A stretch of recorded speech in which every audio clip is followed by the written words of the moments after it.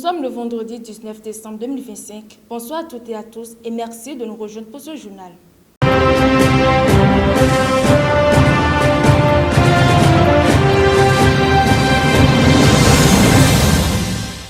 Nous démarrons cette édition avec la Tanzanie. L'Amnesty International dénonce une répression meurtrière.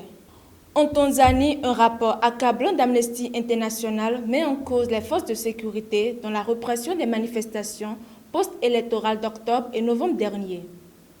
Selon l'ONG, des centaines de personnes auraient été tuées ou blessées à travers le pays. Amnesty dénonce l'usage des balles réelles contre les manifestants, parfois visés à la tête ou à la poitrine, suggérant une intention de tuer. Des témoignages font également état de gaz lacrymogènes tirés dans les quartiers résidentiels, d'accès aux soins refusés à certains blessés et de corps emportés par des forces de sécurité. Dans plusieurs hôpitaux, des morgues auraient été saturées au point que des cadavres aient été laissés à l'extérieur. Amnesty parle d'un recours à une force meurtrière illégale, injustifiée et disproportionnée. Au Burundi, un appel d'urgence a été signalé pour les réfugiés congolais.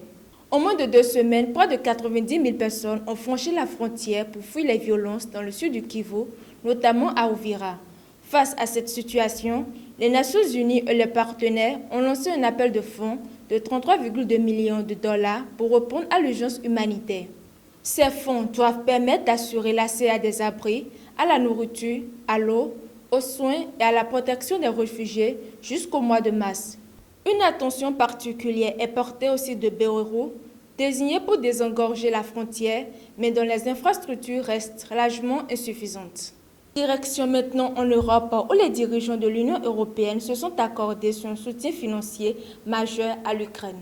Les Européens ont décidé d'accorder à l'Ukraine un prêt de 90 milliards d'euros pour financer son effort de guerre sur la période 2026-2027.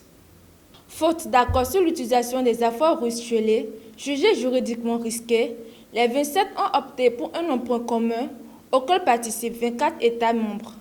La Hongrie, la Slovaquie et la République tchèque ont choisi de s'en accepter. Ce prêt à taux zéro sera financé par le budget européen et ne devra être remboursé par l'Ukraine qu'en cas de réparation payée par la Russie.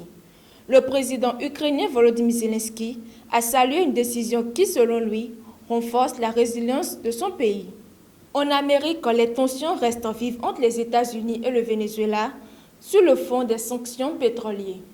Au Venezuela, l'annonce par Donald Trump d'un blocus contre les pétroliers sous sanctions a suscité de vives réactions. À Caracas, les avis sont partagés politiquement, mais l'inquiétude est générale.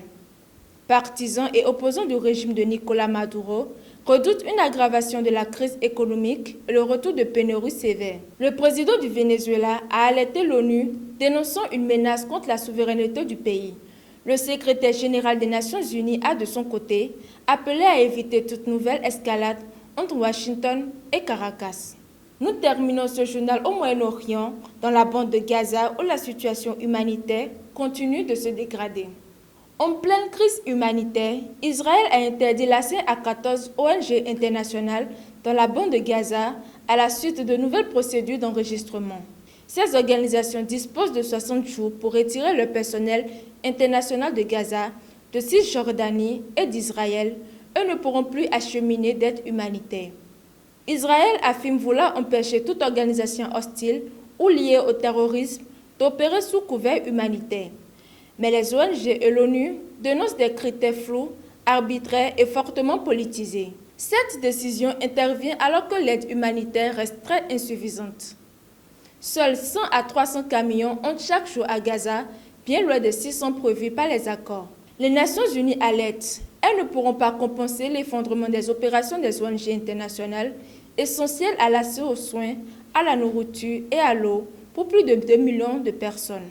Ainsi s'achève cette édition. Merci de nous avoir suivis et bonne suite de soirée à tous.